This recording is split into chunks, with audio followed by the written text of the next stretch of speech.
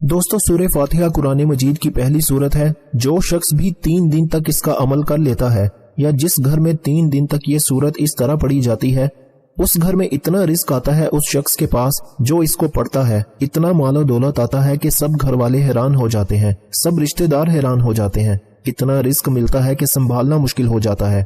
جیسے سورہ فاتحہ کا پہلا نمبر ہے، مال و دولت میں بھی اس بندے کا پہلا نمبر لگ جاتا ہے جو شخص سورہ فاتحہ کو اس طرح 3 دن تک مسلسل پڑھ لیتا ہے۔ اب سنیے گا اس سورہ فاتحہ کو آپ نے کس طرح پڑھنا ہے اور کس وقت پڑھنا ہے، مکمل ترتیب سننے کے لیے، کیونکہ عمل نہایت ہی قیمتی اور خاص ہے۔ اس عمل کو جاننے کے لیے آپ اس ویڈیو کو اول سے لے کر آخر تک مکمل دیکھیے گا۔ انشاءاللہ ایسی رحمتوں کا نزول ہوگا، ایسی برکتوں کا نزول ہوگا، ایسے رزق کا نزول ہوگا کہ دوبارہ زندگی میں نہ رزق کی پریشانی آئے گی، نہ گھر میں کوئی مصیبت آئے گی، نہ گھر میں کوئی بیماری آئے گی، ہر طرح کی مشکل آپ کی آسان ہو جائے گی۔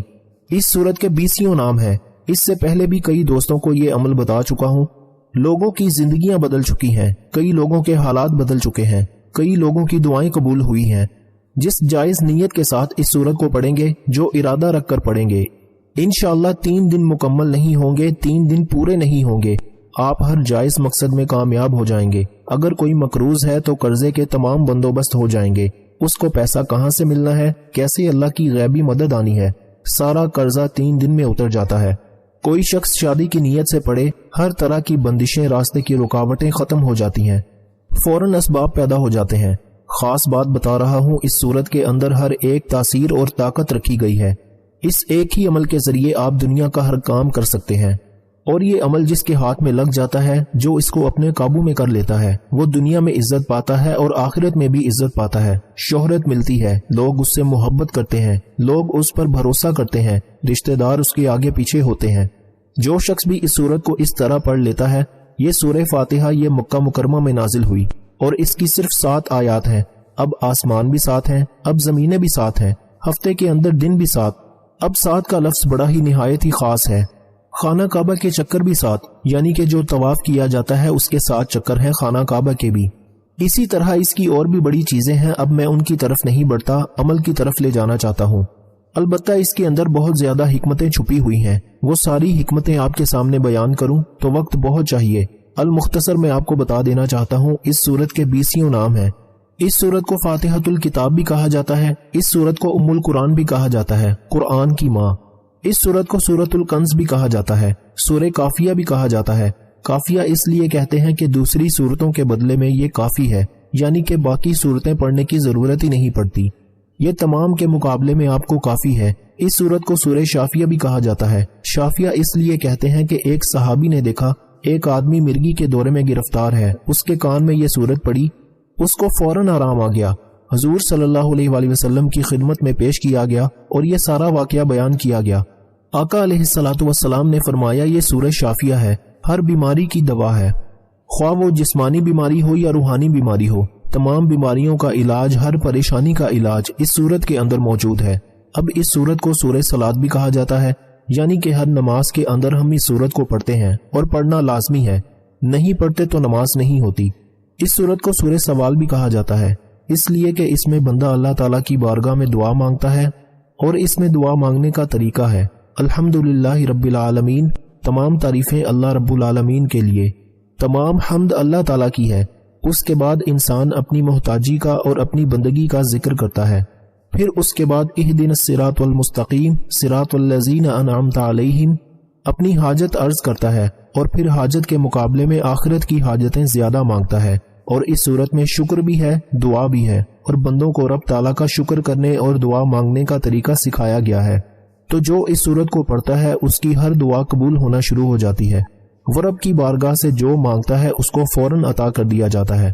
الغرض میں آپ کو بتا دوں، اس صورت میں صرف 7 آیات ہیں، 27 کلمے ہیں، 140 حروف ہیں، اس میں کوئی آیت ناسخ یا منسوخ نہیں ہے، اور یہ ایسی صورت ہے کہ جس کی جتنی تعریف کی جائے، اس کا جتنی برکتیں بیان کی جائیں، وہ ساری کی ساری کم ہیں۔ اس کی شان اور عظمت بہت بلند و بالا ہے۔ اس لیے دوستو اس صورت کو آپ نے 3 دن تک کوئی بھی ایک وقت مقرر کر لیں، فجر کی نماز کے بعد، ظہر کی نماز کے بعد، عشاء کی نماز کے بعد، جو آپ کے پاس وقت ہے، جس دن آپ جس وقت میں اس کو وقت مقرر پر پڑھ سکتے ہیں، ناغہ کیے بغیر۔ آپ نے اس کو 3 دن تک اسی طرح پڑھنا ہے کہ اس کے اول آخر آپ نے درود پاک پڑھنا ہے۔ درود پاک حضور علیہ الصلوۃ والسلام کی ذات انور پر پڑھنا ہے۔ حضور علیہ الصلوۃ والسلام کی ذات پر آپ نے درود ابراہیمی جو ہم نماز کے اندر پڑھتے ہیں وہی درود پاک آپ پڑھیں گے۔ اس کے علاوہ کوئی دوسرا درود پاک اس عمل خاص میں نہیں پڑھ سکتے۔ بعض عمل ایسے ہوتے ہیں جس میں ہم کہہ دیتے ہیں کوئی بھی عمل کوئی بھی درود آپ اول آخر پڑھ سکتے ہیں، لیکن اس صورت کے اس عمل کے اول آخر آپ نے صرف اور صرف درود ابراہیمی پڑھنا ہے جو ہم نماز کے اندر پڑھتے ہیں۔ اس کے علاوہ کوئی دوسرا درود پاک آپ نہ پڑھیں، ورنہ اس عمل کی اس تاثیر سے محروم رہ جائیں گے جو آپ کو اس عمل کے ذریعے اس صورت کے ذریعے ملنے والی ہے۔ اور دوسری بات جو بڑی اہم ہے اس وظیفے کے اندر وہ یہ کہ آپ نے بسم اللہ الرحمن الرحیم اس کی میم کو الف لام کے ساتھ ملا کر پڑھنا ہے۔ انشاءاللہ جب آپ پڑھیں گے بڑی سے بڑی بیماری بھی ختم ہو جاتی ہے، بڑی سے بڑی حاجت پوری ہو جاتی ہے، بڑی سے بڑی مشکل آسان ہو جاتی ہے۔ جتنا رزق مانگا جائے رب اس سے بھی کئی گنا زیادہ اس بندے کو عطا فرما دیتا ہے۔ اس سے بڑھ کر اور انعام کیا چاہیے؟ اس سے بڑھ کر اور کیسا عمل چاہیے کہ جو آپ 3 دن تک کریں اور آپ کی 7 نسلوں کو آباد کر دیا جائے؟ یہ ایسا عمل ہے کہ جس کے کرنے سے آپ تو دولت مند ہو ہی جائیں گے، آپ کو تو رزق ملنا شروع ہو ہی جائے گا، لیکن اس عمل کی تاثیر اور طاقت اور برکت اتنی ہے کہ جو آپ کے گرد و نواح، جو آپ سے ملنے والے، جو آپ کے دوست احباب، جو آپ کے رشتہ دار، جو آپ کے ہمسائے، وہ اس کو بھی اس عمل کی برکتیں نصیب ہو جاتی ہیں۔ اس عمل کا فائدہ ان کو بھی پہنچتا ہے، ان کی بھی مشکلیں آسان ہو جاتی ہیں۔ جو شخص یہ عمل کر کے اپنے لیے دعا کرے اس کی بھی رب قبول فرماتا ہے، جو کسی اور کے لیے دعا کرے اللہ اس کے حق میں بھی اس بندے کی دعا کو قبول فرما لیتا ہے۔ اب یہاں میں ایک بات کہنا چاہتا ہوں کہ جو شخص بھی یہ چاہتا ہے کہ ہم اس کے لیے دعا کریں اور اس عمل کی اس کو اجازت خاص مل جائے اور اس کو اس عمل سے مکمل فائدہ حاصل ہو، وہ 100 مرتبہ درود ابراہیمی پڑھ کر ہمارے مل کر دے، انشاءاللہ جو بھی اس کے وظائف کے اندر رکاوٹ ہوگی اللہ تعالیٰ ختم فرما دے گا۔ جو بھی جس کے پہلے وظائف اثر نہیں کر رہے، انشاءاللہ جب 100 مرتبہ درود ابراہیمی پڑھ کر ہمارے مل کرے گا ان کے وظائف کے اندر تاثیر بڑھ جائے گی، اس کو اللہ تعالیٰ کے فضل و کرم سے بہت زیادہ فائدہ حاصل ہوگا اور اس عمل کی مکمل تاثیر اور برکتیں ملیں گی، ہر مشکل آسان ہو جائے گی۔ جو دعا مانگے گا انشاءاللہ 3 دن سے پہلے وہ اپنے مقصد میں کامیاب ہوگا، اس کی ہر دعا قبول ہو جائے گی۔ اب آپ نے اول آخر 11 مرتبہ درود پاک پڑھنا ہے۔ دوسری بات جو میں نے آپ کو سمجھائی وہ یہ کہ آپ نے الف لام کے ساتھ میم کو ملا کر پڑھنا ہے، یعنی بسم اللہ الرحمن الرحیم الحمد للہ رب العالمین الرحمن الرحیم مالک یوم الدین ایاک نعبد و ایاک نستعین اہدنا الصراط المستقیم صراط الذین انعمت علیہم غیر المغضوب علیہم ولا الضالین آمین۔ آمین بھی آپ نے ساتھ ملانا ہے۔ اسی طرح آپ نے اس کو 140 بار، کیونکہ اس کے 140 حروف ہیں اور ان حروف کی تعداد کے برابر آپ نے 3 دن تک پڑھنا ہے۔ وقت ایک ہو، جگہ بھی کوشش کریں کہ ایک ہی ہو، جائے نماز بھی جس کے اوپر آپ نے بیٹھ کر یہ عمل کرنا ہے وہ بھی کوشش کریں کہ ایک ہی ہو، اور ایک پانی والی بوتل پاس رکھ لیں۔